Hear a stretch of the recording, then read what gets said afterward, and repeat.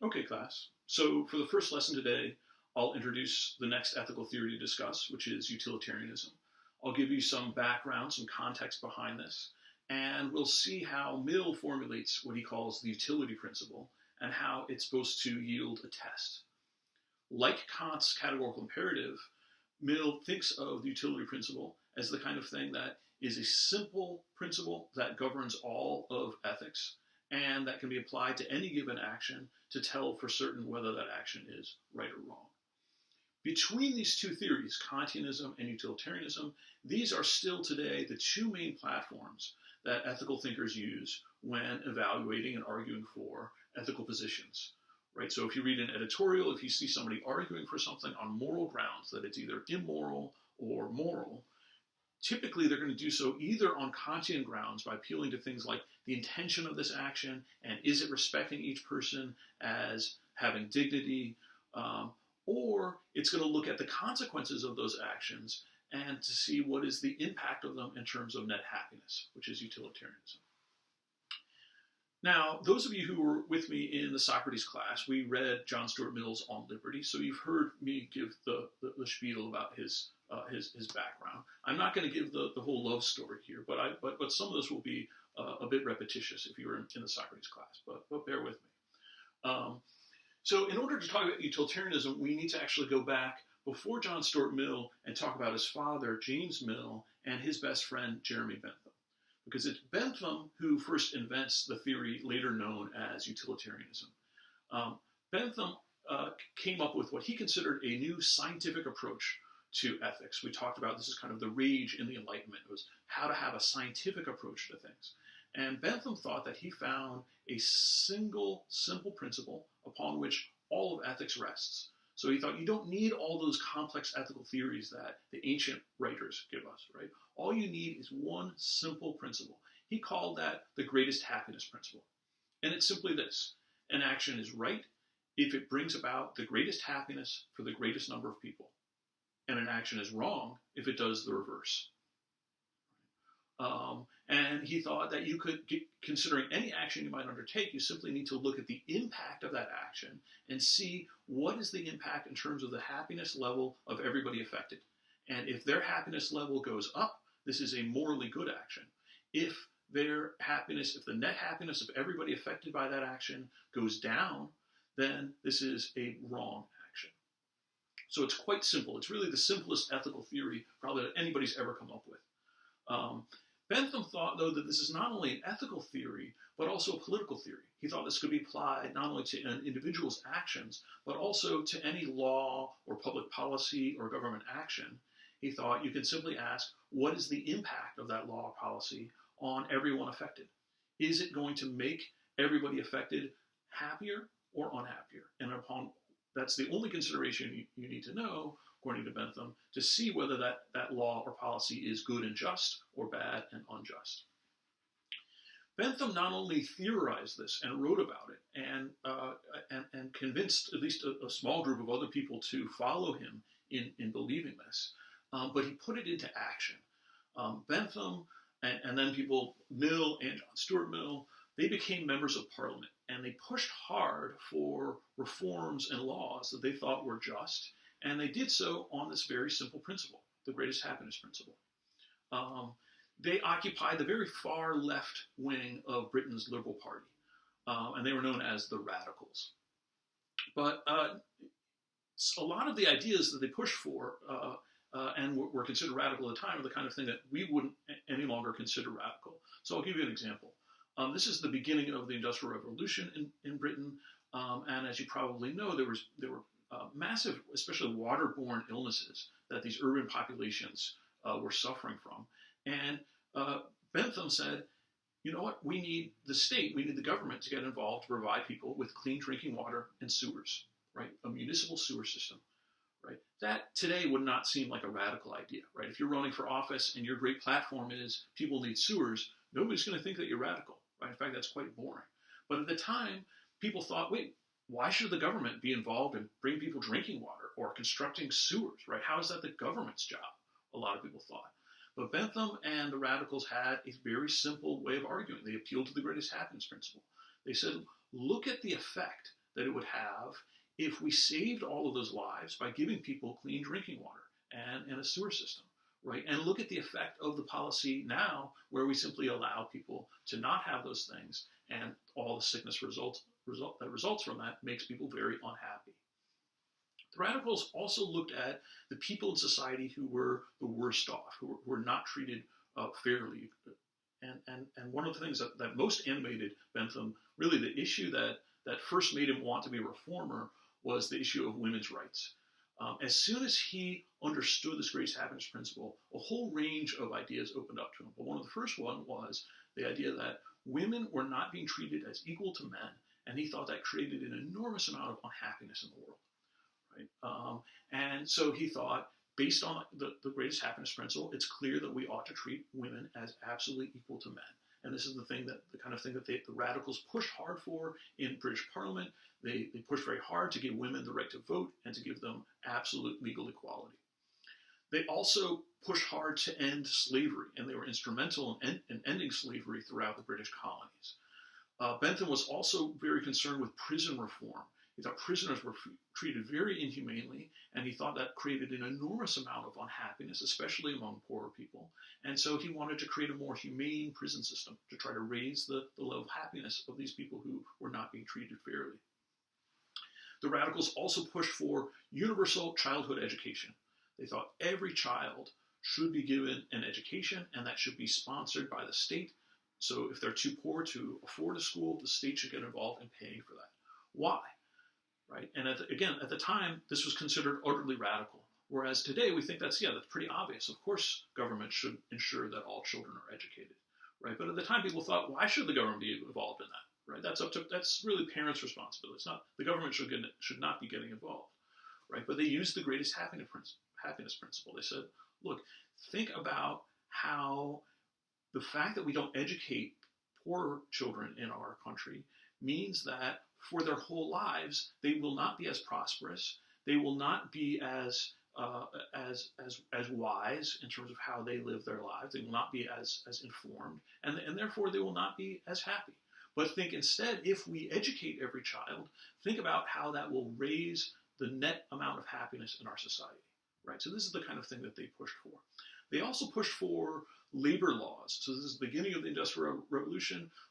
Employers were allowed to do whatever they wanted with their employees, and many of the employees in these old mills and factories were children, right? And children were chosen because they have small hands. They could kind of reach into the machinery and untangle things, right? But this is an absolute disaster. You have children being pulled into the machines and maimed and killed, right?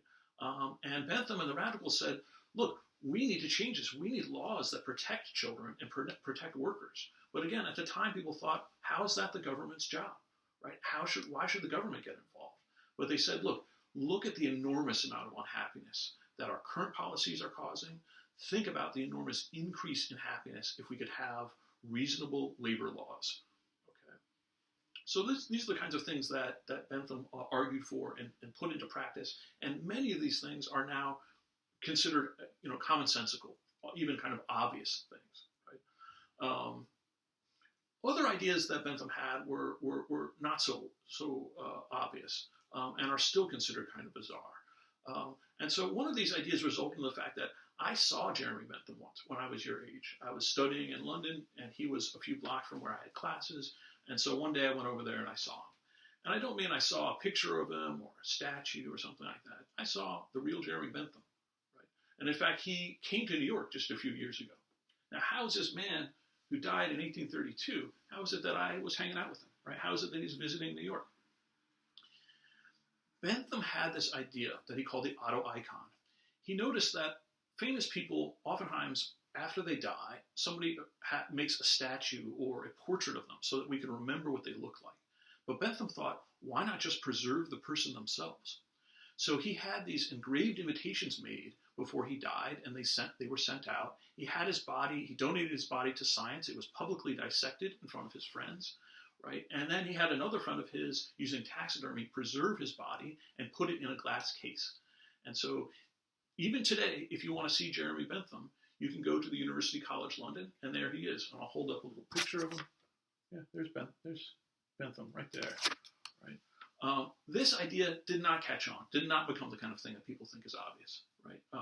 Most people think it's kind of completely bizarre, and to my knowledge, nobody else has tried the autoicon. Another somewhat radical idea that Bentham had involved education, childhood education. He thought that for the whole history of humankind, we have been underestimating how much children can learn. And that even when we do educate children, he thinks that we don't educate them enough. We don't give them all the information and knowledge and wisdom that they could have. He thought that a child's mind has an almost infinite capacity of learning. And that if you believed in that and if you applied a strict method for teaching children, they could learn perhaps hundreds or thousands of times more than they did in his time. Right? And he convinced his friend James Mill to try this out with James Mill's firstborn son, John Stuart.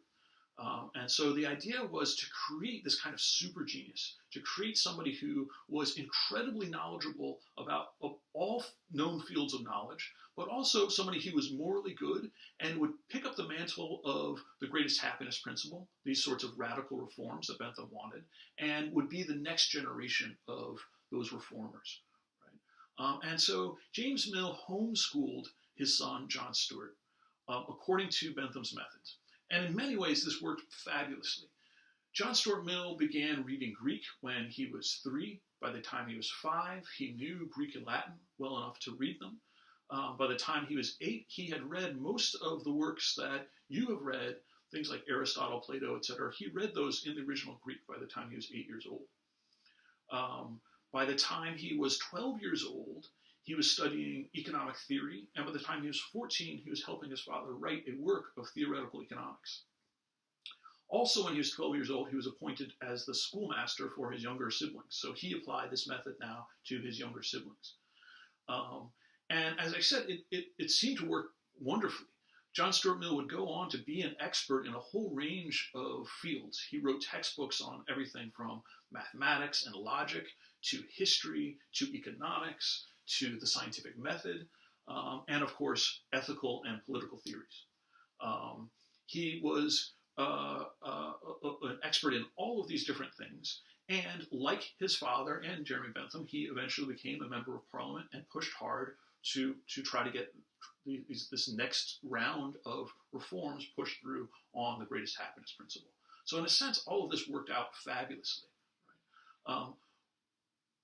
Except that when he was about 20 years old, when he was about your age, he fell into a deep, dark depression. And later on in his autobiography, he analyzes why. And he said it had to do with that method of education. He said, although my head was full of all this knowledge, my emotions were stunted. One problem was that he was not allowed to play with other children. He could only associate with his younger siblings. And of course, he was their teacher. Right? And so he felt emotionally stunted by that. Another problem was his friends later on in his 20s said, look, that's great that you know all this stuff and that you're some sort of super genius, but let's basically, you're what they called a made man. You've been created to be the person you are. Your father and his wacky friends wanted to create something, and that's what you are. Right? You're not your own person. And this really weighed on him very heavily. If you're with me in the Socrates class, you know the love story and how he came out of this depression by falling in love. He also discovered romanticism and romantic poetry especially, and that allowed him to tap into the emotional side of his life and brought him out of this depression. And he would eventually write the book called Utilitarianism. And this book was not published as a whole book. It was published in a popular magazine. And the purpose of it was to try to popularize this theory that Bentham had. And moreover, since a lot of people had heard about it and had often had kind of negative beliefs about it, what the book Utilitarianism really aims to do is answer people's objections to this theory that they'd heard about and to convince people that really it just boils down to common sense. Right? And one of the things that Mill argues for is deep down, everybody thinks of ethics as a matter of maximizing happiness, right? And even theories that disagree, would seem to disagree, he thought deep down they're still based on maximizing happiness. Okay, let's see now how John Stuart Mill formulates this this this greatest happiness principle, what he will later call the utility principle. And this is on your sheet, the middle handout. It says actions are right in proportion as they tend to promote happiness, wrong as they tend to produce the reverse of happiness. So it's simple. This is really the simplest ethical theory that you could possibly learn, right? And all you need to do is look at the net effect of an action and ask yourself, is happiness raised or lowered? Bentham even thought that this possibly could be quantified, right? He thought that at some point it might be possible to measure levels of pleasure or happiness, what he called hedons, right? And at least on a kind of large scale, say if you're evaluating public policies, right, governmental policies, you might be able to give a quantitative answer where you add up, these are all the hedons that are added by this policy, and some people are made unhappy, so you need to subtract that hedon, and you do the simple math there, and you get the net effect of that action, right? And he thought you could even have a kind of quantifiable ethics and political philosophy. So as the next sentence indicates, he says, by happiness is intended pleasure and the absence of pain. By unhappiness, pain and the privation of pleasure, right? So unlike, say, Aristotle, who has a very complex understanding about what happiness is, right? Eudaimonia and all the different things that go into thriving and flourishing as a human being. People like Bentham and Mill think, no, it boils down to one single, very simple thing, pleasure, right? And so to say that we are looking to maximize happiness simply means we're trying to maximize pleasure for everybody impacted, right? And an action is good if it brings about a net increase in pleasure overall. And an action is bad if it brings about the reverse. It's that simple.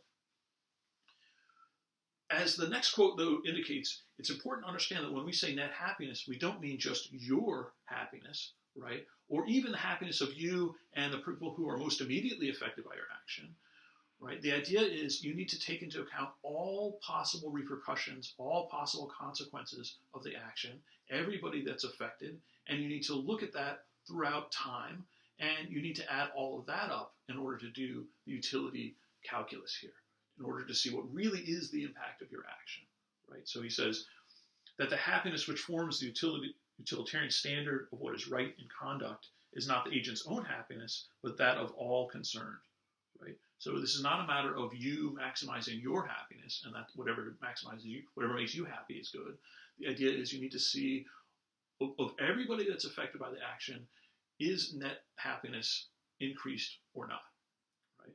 And he says, as between his own happiness and that of others, utilitarianism requires him to be as strictly impartial as a disinterested and benevolent spectator, right? So the idea is you are not allowed to put your happiness above anybody else's, right? Everybody's happiness counts the same, okay? And in this element, you see a bit of the kind of thing that Kant wanted as well, right? Where you're kind of lifted out of your own subjective particular individual viewpoint, and you're looking at ethics objectively, right? So to do the utility calculus correctly, you need to look objectively on the net impact of that action, right? And you're never allowed to view that either kind of locally, where you're just looking at yourself or the people immediately around. You need to see what are all the possible impacts of that action, right? And you're not allowed to weigh happiness according to whether it's your happiness or somebody else's.